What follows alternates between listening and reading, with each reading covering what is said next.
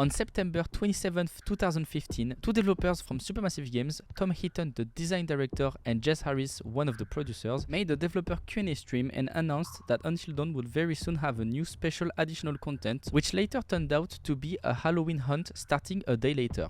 This hunt required players to play through the game and to look and find 11 Halloween pumpkins scattered around in every chapter of the game.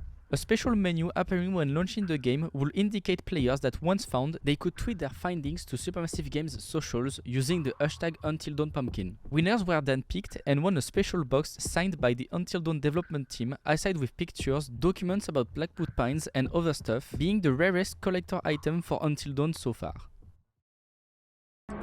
It's now been just a bit more than 10.5 years that this event has passed, and for all this time the group I'm part of researching on the game its lost content such as older PlayStation 3 versions thought that the pumpkins were lost media. If you search on the internet right now about it, the most you can find will be some gaming articles relaying the event's dates, some images of people finding the pumpkins on Twitter, and a few live streams VODs of people searching but not actually always finding the pumpkins. To be as clear as possible, there is actually no footage of every pumpkin in Until Dawn being found at all, and this for more than 10 years, until today. While thinking about this earlier this day, I thought that there was no way that the content of the game was triggered via a distant server connection, like nowadays games usually do. Until Dawn is a single player game, and I started to believe that either the content was still there on my console's storage, but without any confirmation of being accessible, or it was simply deleted thanks to one of the post-release bugfix updates. The first way of testing if it was actually possible or not to access the content was to change my console's date to the one the developers mentioned during the live stream, the 28th of October 2015. And to my surprise, this simple method that yet nobody has ever tried doing before ended up being the right one. After finding out about it, I directly went on and recorded every pumpkin in the game in the best quality possible, and I'm proud now to be able to describe every pumpkin's location and show them to you. The first pumpkin can be found in the prologue with Beth in the woods on a little rock ledge to the left when searching for Hannah in the forest. The second pumpkin can be found in chapter 1 with Matt and Emily before crossing the bridge and meeting Mike.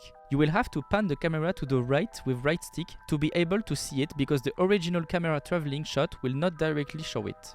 The third pumpkin can be found in chapter 2 in the basement as Chris. You can directly see it on the shelf when you take control of Chris, but to be able to see the letter on it, you will have to move a little bit to the left. The fourth pumpkin can be found in chapter 3. As soon as you regain control of Mike after Jess scares him, you have to turn around and head down the path towards the carved herd tree. The fifth pumpkin can be found in chapter 4. After chasing Jessica, as soon as you have control of Mike, you can turn left. There will be a pumpkin on the pipe. The sixth pumpkin can be found in chapter 5 with Mike in the sanatorium. You will be able to see it before you go down the stairs and get the machete in a room on the right. For this one you will also have to pan the camera to the right as the original camera shot will not show it.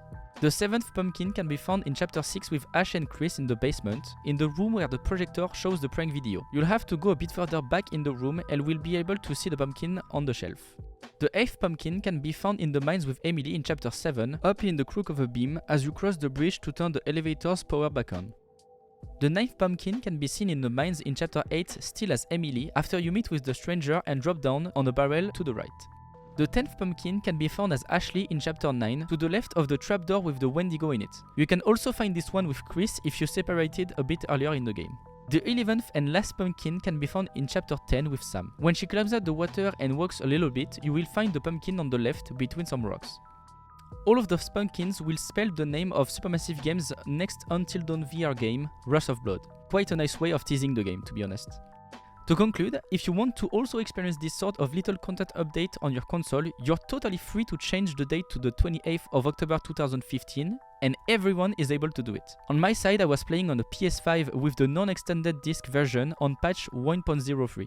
Thank you for watching this short update video, and to those who are still waiting on my PS3 prototypes video on my main channel, I am still very much working on it and I wanted to thank you for waiting this long. It will be worth in the end, I hope.